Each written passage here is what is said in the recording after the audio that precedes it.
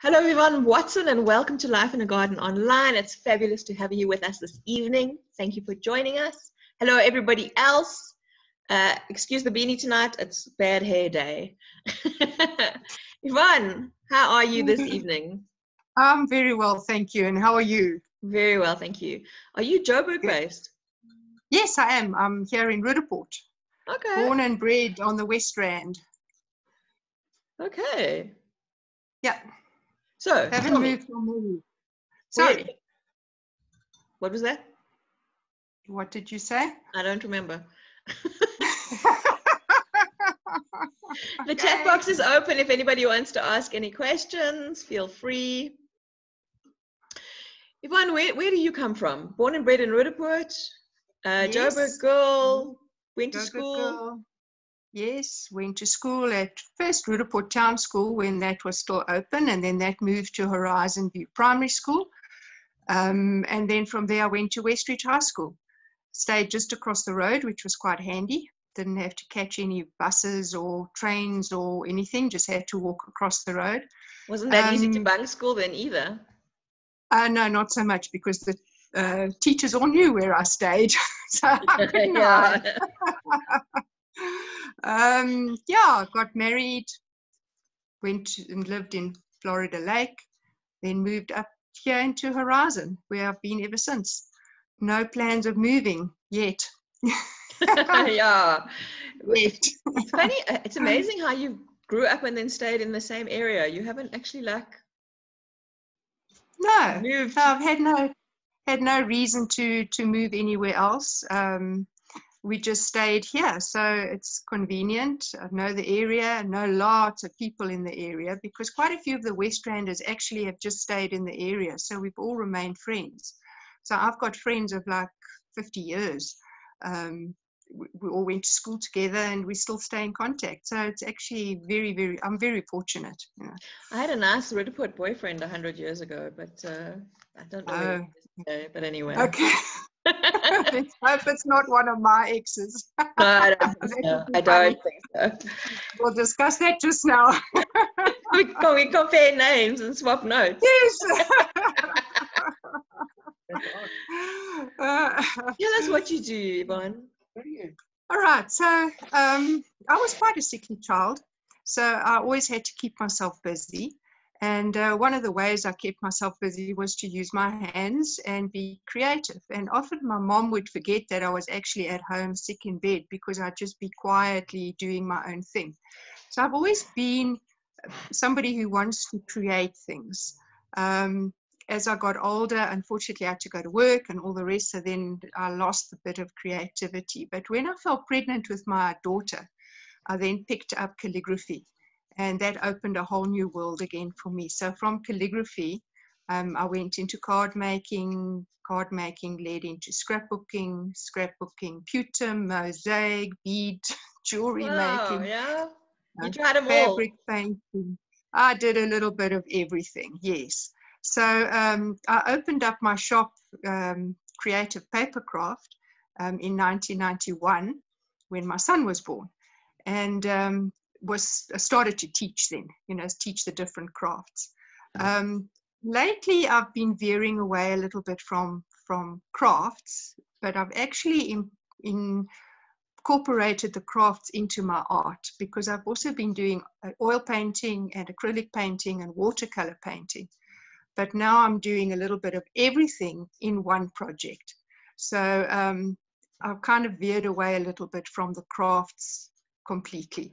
I will still teach if somebody wants to learn how to do a card making technique, or wants to do a scrapbook, or wants to learn how to do mosaic. I will still teach that, but I find that most of my students now are also into my form of art. I don't do normal art.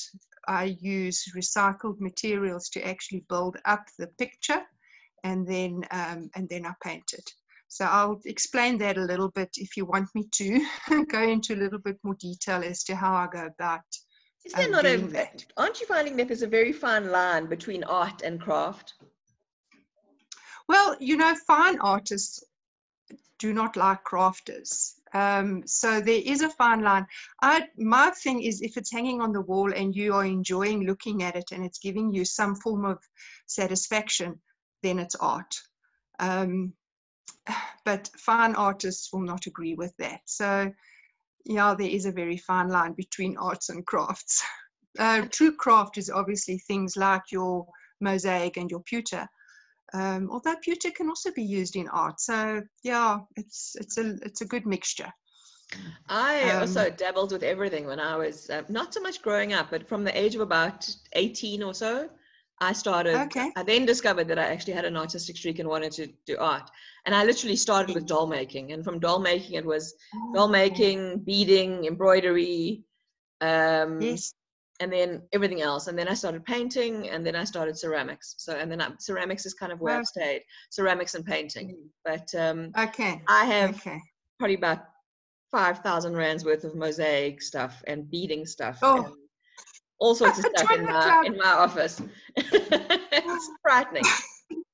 It is frightening when you start looking at it, and you start adding it up. It's actually very scary what you've got. Yeah, it's like a bottomless pit. And then somebody, well, before he died, he gave me a whole bunch of, he had mosaic stuff, like mirror stuff, like yes, hundreds of kilos of the damn stuff.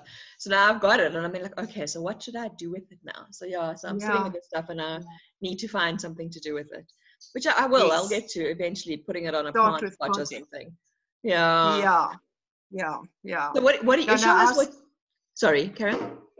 Yeah, no, I was going to say, I've just started selling. Well, I've always sold my stuff to my students, but now I've actually got a sale on because I just found I've got too much stuff.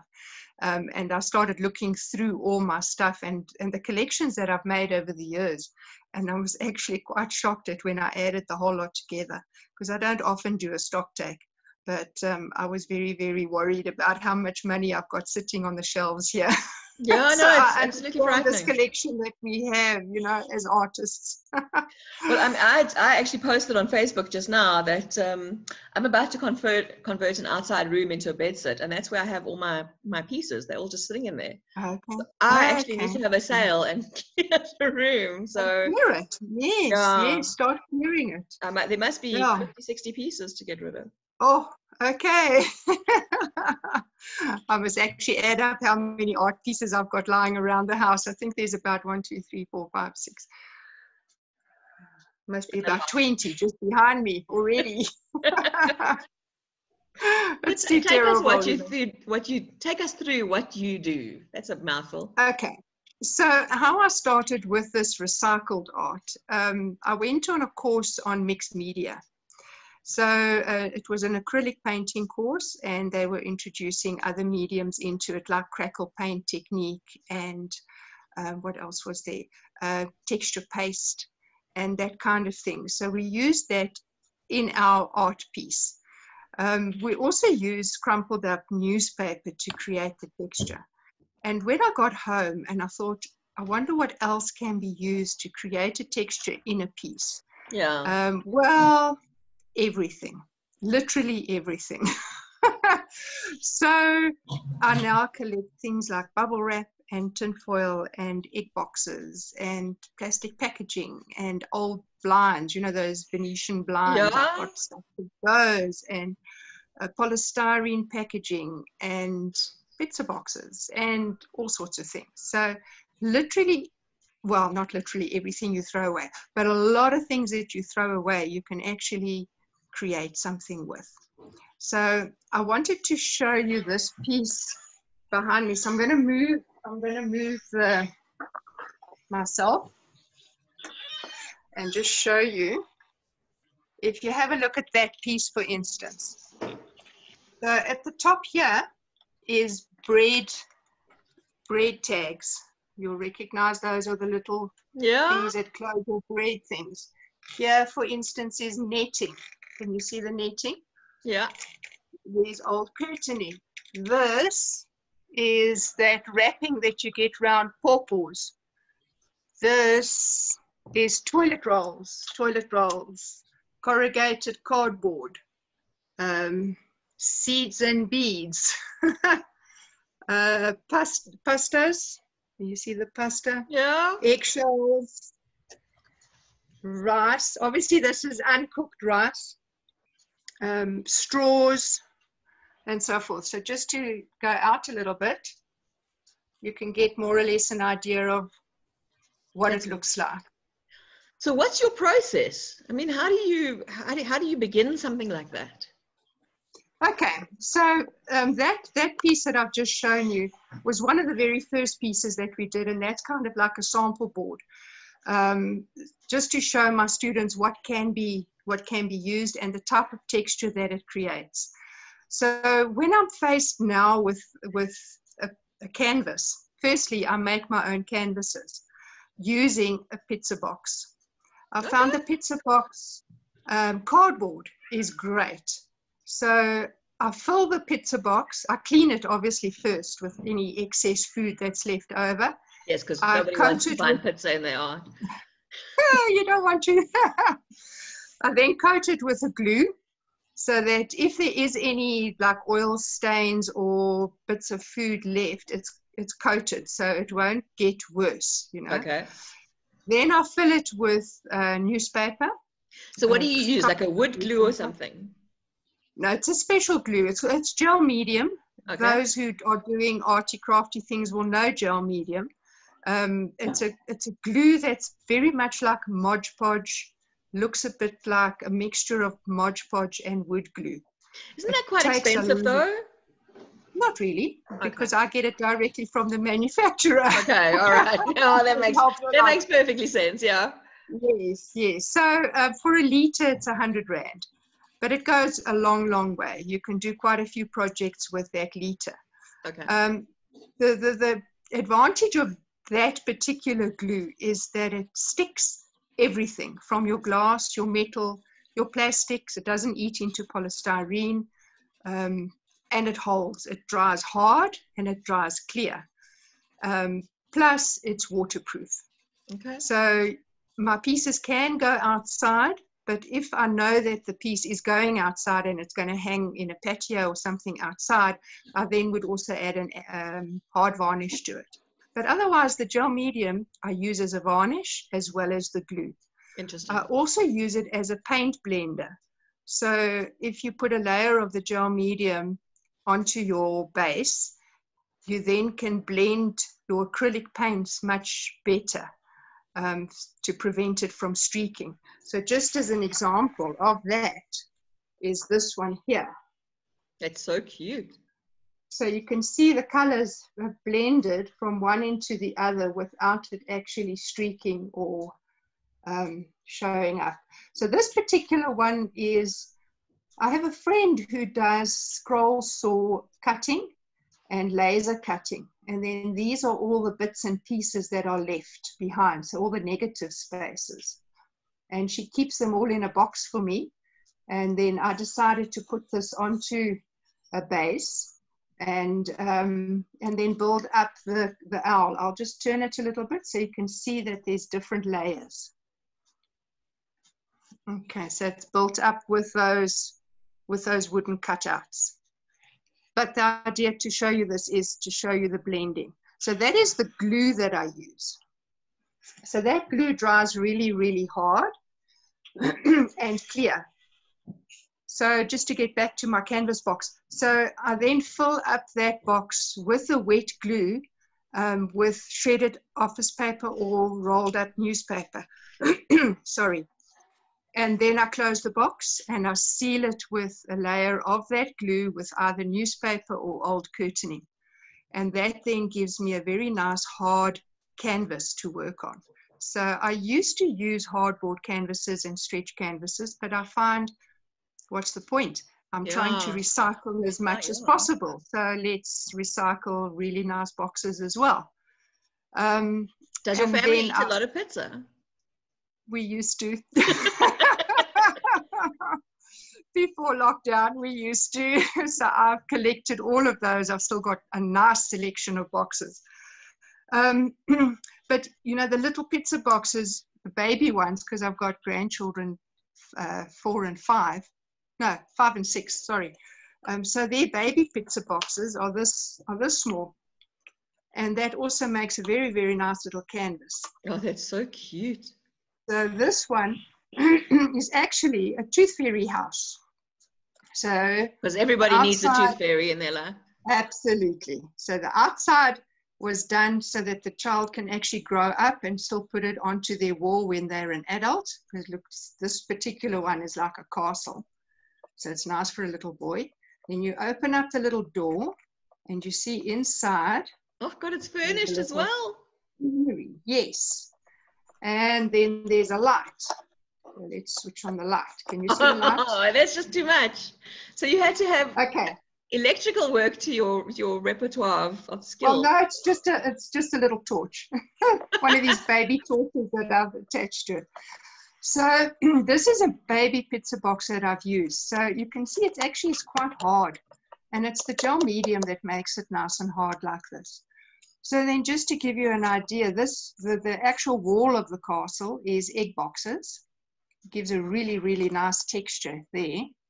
Then the ivy part is, you know, your polystyrene takeaway trays. Yeah. I cut them up into little pieces. Oh my God, I can't imagine sitting and cutting up polystyrene trays like that. Wow.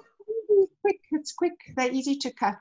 And then there's a bit of string for the actual, over there, for the actual. Oh, for the vine. Yeah. Yeah. The window part is plastic packaging. And then you see these little flowers at the bottom. Yeah. So that's a combination of rice and polystyrene balls I got out of a bean bag, which I've then, and tea leaves. I use tea leaves as well. So I dry the tea bags out, and then I use the tea leaves in a sort of a mixture. And then inside is some charms on the wall. And the hippo one was a piece of clay that I just rolled out, and I have a little punched the little hippo design into it, painted it up. The furniture part is actually old toys, but I have already made tables and chairs using toothpicks and polystyrene. So if I've run out of the toys, I use that. You're amazing. And on the door is lace. There's a piece of lace, and the lion's head here was an old earring of mine. I lost the other one, and this one broke, so I used that then for the door. So you can see more or less the process. So obviously this one, I just covered it with newspaper to make it nice and hard, filled the inside with my decor, and then closed it up and did the outside decoration. But for a canvas piece, I would then cover the box with curtaining or something along those lines, and then start working on that. So you can see the owl in the background, my blue owl. I'll take you up closer with that one. That one is made up of, sorry, I've just got to position it, aluminium cans. Oh, fantastic. So there I used the color of the can to actually create the background and the design. And you'll notice that the chest of the owl is the tin can tabs that's at the top. So the only bit that I actually painted was the eyes. And I used glass paint for that. Oh, this piece up here is also glass paint. This piece here was done with toilet roll. So I cut up the toilet roll into strips and then created the edging. And the background, the wood look is coffee stirrers. You know, that you get in your, when you get takeaway coffee, you get a wooden coffee stirrer. So I just put the whole lot together next to each other and then painted them up to look like wood. So yeah, I use a variety of different textures. And inspiration can come from anywhere. I look at a lot of pictures, obviously, and I get inspiration from that. But I also look at textures. So for instance, that owl that you saw earlier, that was inspired by those wooden cutouts that I was given. and I lay them onto the board, and then I thought, what am I going to do on top of that? And for some reason, the owl and the other birds that I've done popped into my head, and then I started looking at outlines of the birds, because that was what was going to actually make the design, and then worked from there. But it could also be that when I get something in hand and I look at it, that actually inspires me. So again, sorry, I have to use this hand.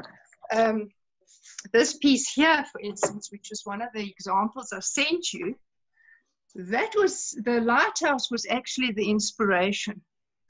So that piece, I bought a car charger for my cell phone, and that was the plastic packaging, this piece here. And I looked at that, when I opened it up, I looked at it and I thought, oh, that looks just like a lighthouse. And there was the inspiration for that piece. So you can just see it in the corner there. So I built up the canvas as usual. That's also a pizza box. And then painted up the lighthouse. The background painting there is what they call now acrylic painting, acrylic pouring. So what you do there is you take your acrylic paint and you make it into a liquid. And I added Mod to it because I wasn't going to go and buy anything special for it. And then you pour it onto your canvas, and then it does its own thing. It sort of spreads out and mixes and creates its own pattern. So I did that for the background of that lighthouse one. And then the rocks is actually old bath mat, which I cut up and painted to give the rocks effect. Nothing safe in your house. My poor family, they don't throw anything away. They're always asking me, Ma, can you use this? Yes, don't throw it away. I want to know, did you make the necklace that you're wearing? No, I have a friend of mine that actually makes these necklaces. It's beautiful, isn't it? Absolutely beautiful. Another piece of art altogether done with beading. Her mom and her actually have got a business that do that. So if you want to have her contact, I can always give that to you. Yeah, I'd love that. I mean, it's delighted to explain to you how she's done it, because I don't even understand how she's done it. But yeah, no, but thank you. I love my necklace. What's the black and white piece behind you that looks like a piano? Oh, right. Let's go that way. So that is my music piece. Let me just see if I can get it all in for you. How's that? Good. Okay. So there, the background here is egg boxes, which I always tear up and then wet. And that gives a very, very nice background. The microphone, let me just zoom in there. The microphone is a ball that you get from a rollerball deodorant. The tube part here is toilet roll going into the inner roll of a fax roll. Remember the fax rolls? Yeah. Then there's a straw here that attaches the cord. Oh, wow. Yeah. Then the piano keys is polystyrene takeaway trays, which I cut up. The drum, just got to get that. This drum part here is a pizza tray. We're back to our pizzas. Or, you know, your cake yeah, cake boards, yeah. Cake boards, yes. And then I just painted it and put that crackle paint technique on there. You can see that.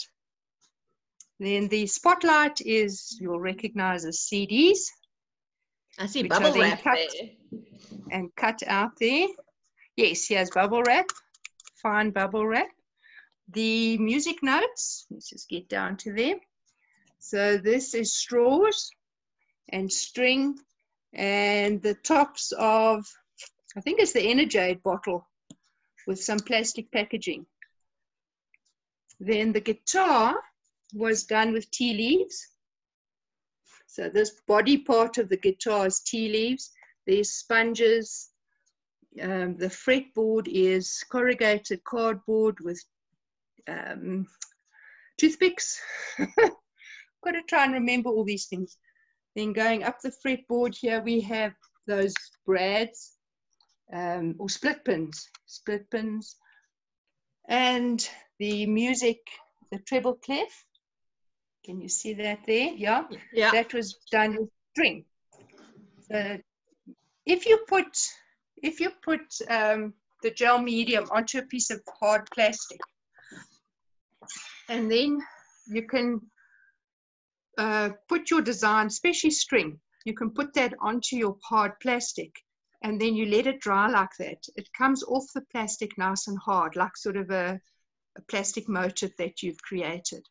So that's how I did that treble clef. But I also do my trees like that. So if I'm putting a tree into a piece of artwork, I would generally make the tree separate onto the piece of plastic, paint it up, and then put it onto the artwork, because that actually gives it more depth as well. So that's about what I do and how I do it. So the piece behind you, how long does a piece like that take? I mean, and then do you plan the piece out beforehand, or do you just suddenly get inspired and think, oh my God, I have to do this? Well, it depends. It depends on the piece. So, you know, if I've got a picture that I'm working on, then obviously I need to pre-plan it. So just to show you, for instance, again, sorry about all the wiggly wogglies, but look at my leopard. Okay, so leopard was obviously a pre-planned project. He was built up with tea leaves, so he's completely 3D'd. And then the background is a combination of sawdust and sand and rice and tea leaves.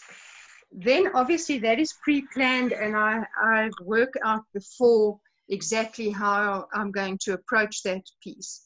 But the pieces, the little birds, for instance, those just happen. I got the idea of putting the woodcuts onto the board. I then decided, okay, I'm going to make a parrot, for instance. I look at a design of a parrot, I see the outline of it, and then I build it up from there. But the music piece that I had really just happened as it was going along. I wanted the red guitar against a black and silver background. That was my initial thought. And then it just built up from there. So it really does depend on whether it's a commissioned piece and, you know, what the subject matter is. So it could be from anything, actually. There's no hard and fast rule. We've had a bit of a request to show the flowers above brown piece. I assume you mean the glass ones. Above the horse. Above the horse, okay. Is that what you're talking about, Thea? The glass flowers above the horse? This one here? Okay, so that is actually glass painting, which was done on a frame, you know, one of those certificate frames. Yeah. And I put it onto a box. You'll see from the side, it's quite a deep box, and that actually covers my light. It's like a light fitting. Oh, so it's a light box. It's a light box, yes. I can't switch it on because it will just blind you. I tried that earlier, and you just lose all the color. So that light I can't switch on because then you won't get the effect. But it's a really horrible light, that, you know, one of those old spotlights. And I just felt that I needed to cover it up. I didn't like it, so, so I covered it. So it was a glass painting onto an actual frame, a certificate frame. That's quite, I mean, it's inspirational that you can actually just have these ideas and look at things and come up with these amazing textures and things. I think I drive my family and my friends mad, because wherever I go, I say, please don't throw that away. Oh, just look at that. Wouldn't that make a nice whatever, you know? So I'm constantly on the lookout for ideas. And yeah, I think I drive them a little bit mad, you know. To click buttons and things like that as well. I have got buttons and beads and embellishments and charms and serviettes and, oh gosh, everything. I'm assuming you did decoupage at some point as well in your journey. Oh, yes, definitely. Yeah, lots of decoupage. Decoupage everything that I could at the time. Yeah. Have you thought about making those sculptures that are made from bits and pieces of things? So like old dolls, and I mean they're actually quite weird. I made a few, but they're a bit weird and a bit out there. You know, like the old, like with tin cans and old beaters from things, and yes. So those sort of are more really. I mean, I think you kind of have the right temperament for that kind of work. for that. Yeah, that's sort of just the assembling stuff. steampunk art you're thinking about. Yeah, using steampunk art. Yeah. Yes. Yeah, I have looked at that, but I can't start collecting that as well. I wouldn't know where to I mean, put like all using the stuff you've got, I think you could probably actually do steampunk art. Probably if I start looking around, I would have enough stuff to do something. I have been inspired to do an owl. I must tell you, that's going to be one of my next projects I want to do, which is a completely freestanding 3D owl, made up really of like paper mache as a base. And then you stick all your metal findings and nuts and bolts and things like that on top of him. So he's going to look a bit steampunk, but the base is actually going to be paper mache. And what sort of size is this owl going to be? Well, he's going to stand quite high. He's going to be about that high. It's about 50 centimeters or so. Yeah. But it's in my head. I haven't got round to doing it yet. So. Oh, so he definitely wants to come out. I understand pieces like that completely. Yes. I have an old pair of boots. High-techs, you know, like hiking boots. And I couldn't wear them anymore, but I mean, I'd had them for years and I didn't want to throw them away. The end result is that we actually built a light, okay? So I got hold of I'm very friendly with the guys who do the exhausts and the tires and things up the road. And I went there and I rummaged in their bin and I came up with a nice exhaust piece that doubles as legs. And then I found other pieces and I went and I said, can you weld this bit onto this? But so, I mean, they did some welding for me as well while I was wedding, and they often help me with my art projects and things. And then so we eventually, and then I found an old cake type tin. So we welded the tin onto this pipe. So it's now like a lampshade head. So it has this bright light that faces in the wrong direction.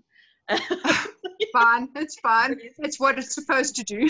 Yeah, but he's holding. He's got hands. He's got these wire hands with gloves, with gloves on, and he's holding a light switch, and that which switches on the. He's got screwdrivers in the one hand, and then wire and things in the other hand, and I think the light switch actually switches on.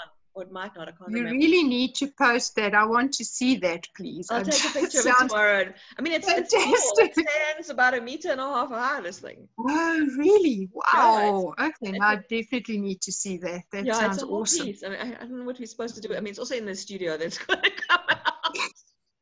Go dig it out.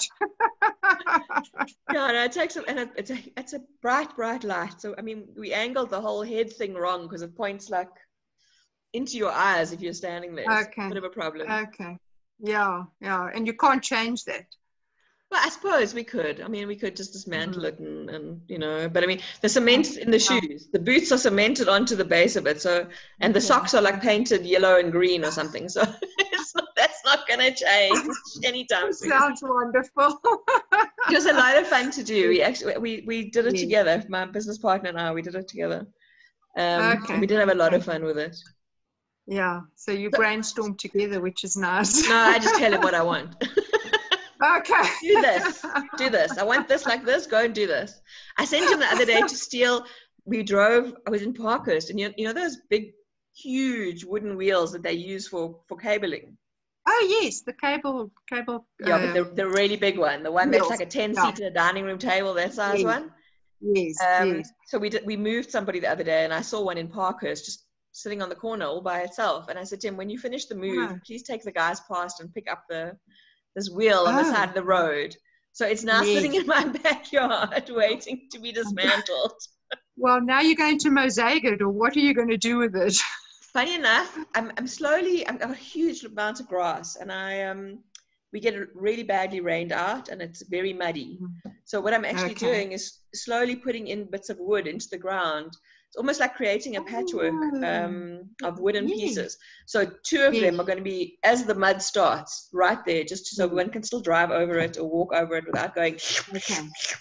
You're getting stuck in the mud. Yeah, no, we haven't been able to tow cars out before because of the mud. So it really turns into a swamp. So yeah, that's the plan. It's nothing artistic or whatever, just a case of putting it on the ground. You could make it artistic. Yeah. So you're going to keep it round though, and just plant that into the ground. Stay exactly intact. Just the whole round piece will now be like part of the driveway type thing. Yes. Driveway. Oh, that sounds nice. Yeah. Okay. Oh, we collect everything. I know, it's terrible. It's absolutely terrible. Like actually, we managed to build. This is supposed to be about you. I don't know why I'm talking about myself here. It's great. It's great. I always wanted chickens, so I have a chicken coop. We managed to build that entire chicken coop without buying anything besides chicken wire. Fantastic. There was just That's fantastic. Old fencing and all this and all that lying around. Yes. The whole thing has been built, including the rooster boxes with old plastic crates. We cut the sides out. Awesome. So there's a question here. Yes. Where do you teach? Okay, I'm based in Rudderport and I teach from home. I'm actually starting up with my classes again this weekend. Social distancing and all the rest is in place. But I have gone and taught at other venues. So I'll go anywhere really to teach if there's enough people to teach. But otherwise, they must all come here. I do find it easier to teach from here because I've got everything with me. I find if I'm going somewhere, I'm quite stressed about forgetting something. But if people want me to go to their place rather, then I'll do that as well. So I am based in Rudderport, and I've got a little studio running here, of which you've seen the background of it. So yeah, that's more. I teach here more than anywhere else. And when you teach, do you teach with a set kind of idea? So like today we're going to make a parrot, or do you just say, these are the different alternatives and the things that you can do? No, not even. My students come in here, they tell me what they want to do, they do their own project, they work at their own pace, and they work on their own as such within the group. So I might have 1 or 2 students doing this type of artwork. I might have another student doing calligraphy, because I teach that as well. And another student is doing scrapbooking. So they're all working on their own project at their own pace. So there's not a set structure at all. I found very quickly when I started teaching that people tend to compare themselves to each other in a class if you're all doing the same thing. And I don't like that competition. So I decided then already, and also some people work quicker than others, and then those that are working slowly are feeling under pressure. And the whole idea of coming to an art class or a craft class in those days was to get away from pressure and use it as therapy. So I then decided quite early on in my teaching career, which is now 30 years ago, that people must do their own thing in their own time. And I can't dictate to them that now today we're doing birds and they don't like birds, you know. So I've managed to keep some students for like 20 years because they just keep coming back. Incredible. And doing something else. And also because I do such a wide variety of stuff and I try and keep up with the trend. So now the big trend at the moment is this diamond dot painting, which is not really a creative outlet if you're a creative person and you want to, you know, make something for yourself. Yeah, it's what it is, because everything is. But what it is nice for is it's like meditation. It's therapeutic. So if you've had a particularly stressful day, you sit and you put your little diamond dots where they tell you to put them, and you go into sort of like, a meditative state. And actually when you've done a corner or a little bit of it, you're feeling so much better. So I've also had some students here that have brought their diamond dot painting and they sit here and do it, just purely for the relaxation of it, you know. So well, it's everybody's working on a different project. Sorry? it's fabulous to work in a class because the energy's there. Yes. You know, it's Yes, very exactly. different when you're sitting at home working by yourself. You haven't got that Absolutely. creative energy around you. Yes, yes. And And you know, it's the your students house. encourage each other, so, or help each other as well. You know, then they'll ask each other for advice, which I really love, because it gets the other student also to think outside the box sometimes. So they might ask, what color should I use, or should I put this tree here, or whatever, you know, and then they're kind of interactive with each other, which is really lovely. So they become friends. And that's part of the whole outing as such. So my classes are quite noisy. As you've realized, I can talk. I like to talk. Okay, And it's I nice like talking. I like my students to talk as well, because then I can actually gauge how they're feeling. It's quite interesting when they walk into the class and you can actually just feel the tension. You know, they've had a bad week and their kids have been bothering them or whatever, and they come in here, they're quite tense. But then I find by the time we have tea, because we have tea throughout, that their earners on and they just help themselves to tea or coffee. But by the time sort of hours gone past, I can actually feel how they've relaxed. Yeah, the whole thing is eased, hasn't it? Yes, yes. And then hopefully when they go home, they can face whatever they've got to face at home again, you know. So this is their escape route, which Speaking of I like. pieces, what's the piece behind you? Well, at the moment it's over your left shoulder. It looks like a KFC box or something. With a little red. Yeah. Okay, let's have a look. Now that one I made when I was at a show. You know, I do lots of exhibitions and markets. So I get very bored there. So the outer piece, this outer box, was actually my takeaway box that I bought a hamburger. So this was the base. Then the louver window part is the top of the takeaway box. Inside the moon is actually a bottle top. I think I bought a Coke or something like that. The clouds across it is tea leaves.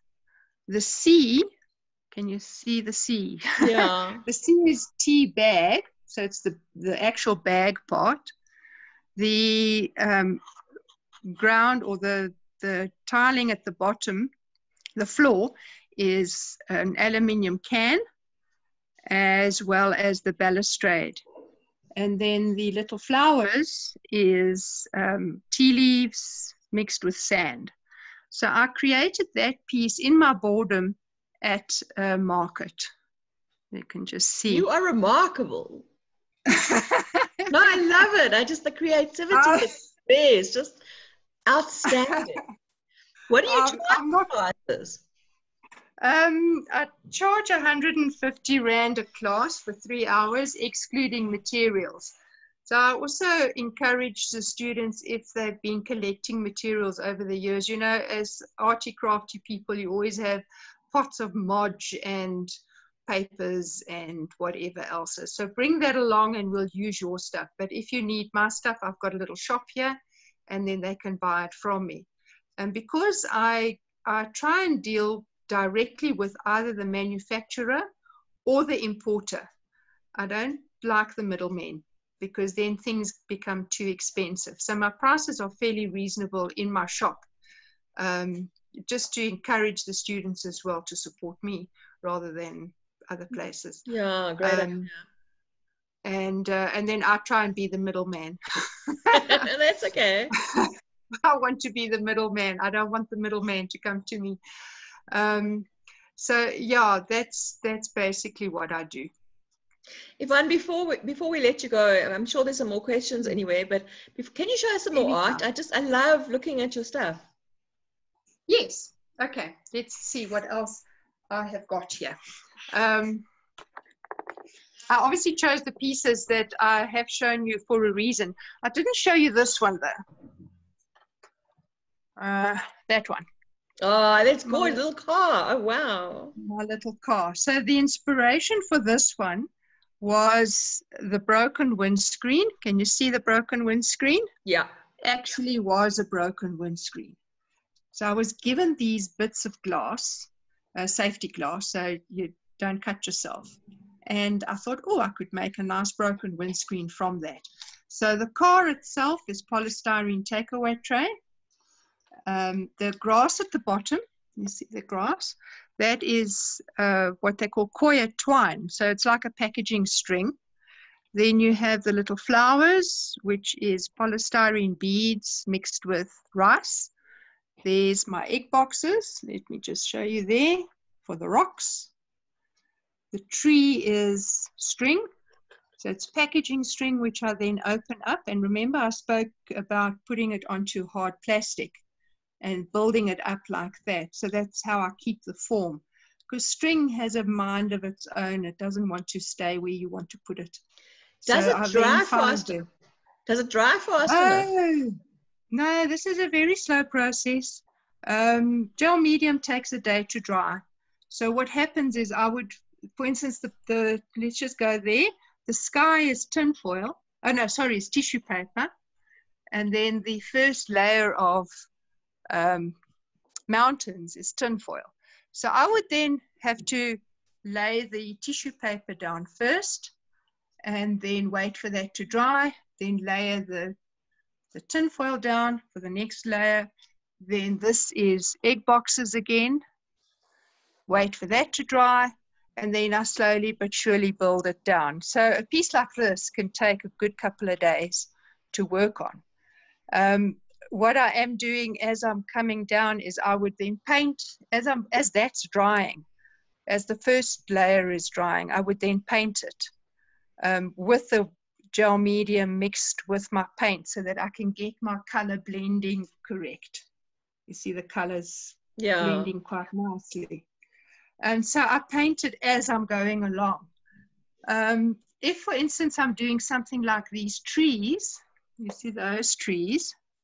So those ones is a combination of eggshells, crushed eggshells with some tea leaves and some polystyrene beads. So I mix that with green paint and then I plop it onto the board when it's ready, waiting for that. So then it's already painted. Then I just come back and dry brush the various colors on top of it. So with the leopard, for instance, let's just go back down to the leopard. If you see this, the effect of the color, so there I would have used brown paint with my tea leaves to build him up. I don't know if you can see the 3D effect. Yeah, you can, no, to a degree. Can you? Yeah. Can you see the 3D effect? So it's completely 3D. The whole face and everything is built up. So then I would have put the brown paint with the gel medium with the tea leaves as a base. And then when that's dry, I come back and paint the detail in,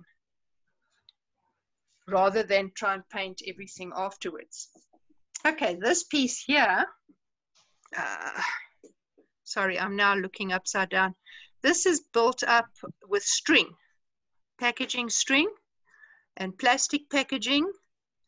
And for the frame, as you can see the frame, and that was done on a piece of fabric which was put onto a box board, the box lid actually. Okay, then this piece here is pewter. Oops, can't get that. There we go. That's pewter. And the side, the edges is curtaining. Curtaining. Yeah, old net curtain. Don't throw anything away. Everything can be used. Okay, let's just scan out a bit there. So the centerpiece was a pewter, piece of pewter. Then this piece here is, I'll just scan in first. So that's old CD covers, which is glass painted, done on a background with mirror onto a board. So if I just come out a little bit, and you can see the full effect. There we go. So I did different CD covers, painted them tried to sort of create a flower effect. The mirror was broken. And you know that 7 years of bad luck. Yep. I didn't want 7 years of bad luck, so I immediately stuck the mirror onto the board.